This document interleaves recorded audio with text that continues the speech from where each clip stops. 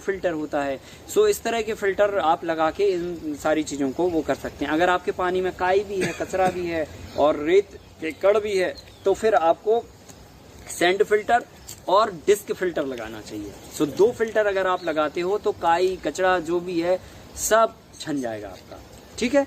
और लेकिन अगर आपकी केवल बोर से पानी आ रहा है और केवल सैंड आ रही है, तो फिर केवल सैंड फिल्टर में ही काम हो जाएगा, फिर आपको और कोई फिल्टर लगाने की जरूरत नहीं है। और सैंड नहीं आ रही है, मान के चलो कुएं का पानी है, तो कुएं में तो सैंड आती नहीं है, ठीक है कि नहीं, और आती है तो वो क्या होती है, नीचे जम जाती है। सो उस कंडीशन में आपको केवल डिस्क फिल्टर ही आपको लगाना है, ठीक है कि नहीं। सो डिस्क फिल्टर से आपका काई भी छन जाएगी, और अगर मान के चलो कोई भी मिनी पार्टिकल्स आते हैं या कुछ भी आता है कुएं में, पत्तियां या कचरा जो भी है, वो सब उससे फिल्टर होता है। सर इसकी कैपेसिटी और कॉस्टिंग बता दें।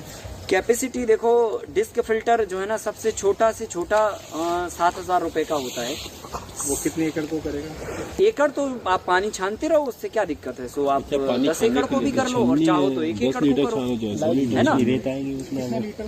हाँ, वो तो डिपेंड करेगा आपका एरिया कितना है, और आपका जो है आपकी पानी की कैपेसिटी कितनी है, और आपको कितने एकड़ में ये सिस्टम चलाना है, उन सब बातों के ऊपर निर्भर करेगा। अगर आपको 1 ही एकड़ चलाना है तो घंटे भर इस्तेमाल करना पड़ेगा, और उसी से आपने घंटे भर छाना, अब उसी से आप 10 घंटे छान लो पानी। सो 10 एकड़ में छानने के बाद पानी आपको स्टोर करना पड़ेगा? नहीं, स्टोर नहीं करना। हाँ, अब वहाँ से जब फिल्टर होके देखो पानी अपना वहाँ से लिफ्ट हुआ, छन के आया, तो जो है ना एक सीधा स्ट्रेट लाइन डाल दी। हम अपने खेत की बात बता रहे हैं पहले आपको, ठीक है। सो हमने सीधा एक अंडरग्राउंड स्ट्रेट लाइन डाल दी नीचे से ऊपर तक। फिर हमारे खेत नीचे बटे हुए हैं, इधर बटे हुए हैं, इधर बटे हुए हैं, ऊपर बटे हुए हैं, बराबर ना। सो हमने इस तरफ के लिए अलग आउटलेट निकाल दिया, उस तरफ के लिए अलग आउटलेट निकाल दिया, फिर वही लाइन ऊपर चली गई। सो उधर अलग आउटलेट, इधर अलग आउटलेट, और सब खेतों के लिए वॉल्व लगा दी।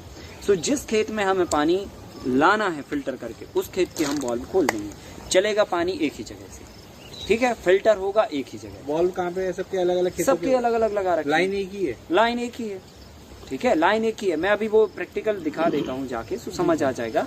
अब उधर से जब पानी आया, तो अब हमें इस खेत में एग्जाम्पल पानी देना है, उदाहरण के तौर पे।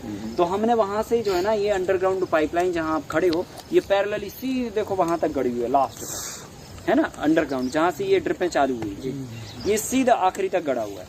अब इस पाइप से हम तीनों तरह के इरिगेशन करते हैं। नंबर 1, फ्लड इरिगेशन कैसे करते हैं। ये जो स्प्रिंकलर का नोजल दिख रहा है ना आपको, ब्लैक कलर का, ये 20-20 फीट के अंतर से लगा रखा है। सो हम उसकी बॉल्व खोल देते हैं, उसका पाइप, और इस नाली में पानी पटक लेते हैं, ठीक है। और इससे इसमें पानी दे देते हैं बहा के, इससे दे देते हैं, इससे दे देते हैं, ठीक है। अब जब हमें फ्लड से पानी नहीं देना, मान के चलो यहाँ पे हमें गेहूं लगाना है और देना है स्प्रिंकलर से पानी, सो हम क्या करते हैं, उसमें स्प्रिंकलर का पाइप जोड़ देते हैं। सेटअप वही है, पाइप भी वही है, बस उसमें हमें स्प्रिंकलर की जो स्प्रिंकलर हैं वो जोड़ना होंगे उसमें, और लाइन सीधी बिछा दी, स्प्रिंकलर चालू हो गया उसी से, ठीक है। अब मान के चलो हमें वो नहीं चलाना है साहब, ड्रिप चलानी है, क्योंकि अब हमें इंटरक्रॉपिंग के मॉडल करने हैं, या फिर मल्टी लेयर के मॉडल पे है अगर हम काम कर रहे हैं। सो हमने वहां पे एक पॉइंट पे 3 छेद करा रखे हैं, बराबर ना, देखोगे आप, एक लेफ्ट में एक राइट में, ठीक है। हर 5 फीट पे एक लेफ्ट एक राइट आधा फीट पे है, मतलब हर 5 फीट पे 3 छेद है, ठीक है। सो इससे अब क्या होता है कि जब हम बेड बना रहे हैं इस तरह का, और मान के चलो सेम लगाई हमने, लौकी लगाई, गिलकी लगाई, करेला लगाया, सो हमें एक ड्रिप लाइन की आवश्यकता है केवल। एक बेड पर एक एक बीज लगा रहे हैं हम सिंगल रो में, सो हम क्या करेंगे, बीच वाली लाइन खाली खोलेंगे, और बाकियों में चुटकियां लगा दी हमने, बॉल्व लगा दी, सो उसको हमने बंद कर दिया। अब मान के चलो इसी में हम लीफी वेजिटेबल्स लगा दें, और मान के चलो इसमें हम अदरक लगा दें, और लेयर फार्मिंग का मॉडल हो, तो हम क्या करेंगे फिर कि अदरक के केस में तीनों ड्रिप लाइन डाल देंगे, ठीक है, और तीनों की बॉल्व खोल देंगे। और फिर उसके बाद जब हमें मैनुअली फॉगर की जरूरत पड़ेगी या इस मिनी स्प्रिंकलर की जरूरत पड़ेगी, सो हम वो भी चला देंगे और साथ में ये भी चला देंगे। सो लो साहब, आपका मैनुअली और वो भी हो गया, स्प्रिंकलर भी चालू हो गया और ड्रिप भी चालू हो गई। अब अगर केवल सिंगल मोनोक्रॉपिंग का मॉडल है और केवल इस तरह की फसल है, तो आप केवल एक ड्रिप लाइन लगाइए, बाकी सब कुछ सेटअप बंद करके रखिए, ठीक है। अब मान के चलो यहाँ पे अब मन बन गया, ठीक है, पालक मल्टी लेयर में नहीं लगानी, खुले में लगानी साहब, ठीक है। सो बेड की चौड़ाई कर दीजिए और तीनों ड्रिप लाइन उस पर डाल दीजिए बेड पर। सो आप खुले में जो है ना इसी इरिगेशन सिस्टम से ड्रिप से पालक की बुआई भी कर सकते हैं। इवन अगर आपको यहाँ पे अदरक या हल्दी खुले में लगानी है तो 2 ड्रिप लाइन चालू करके अदरक और हल्दी इसी बेड पर लगा सकते हो आप।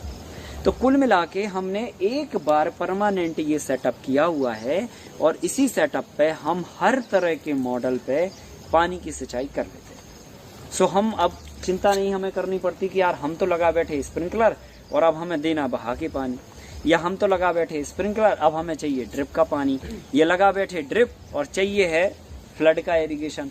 तो इस तरह की जो सेटिंग है ये सेटिंग आपको अपने खेत पे उतारनी पड़ेगी। सर इसकी कॉस्टिंग क्या है पर एकड़ या कुछ भी? देखो कॉस्टिंग अगर देखा जाए तो ड्रिप की 30,000 के आसपास कॉस्टिंग है और 10,000 की कॉस्टिंग अगर आप और बिठा लोगे तो तीनों तरह के इरिगेशन सिस्टम आपके चल जाएंगे, फ्लड भी, मिनी फॉगर भी, और लाइफ ड्रिप भी।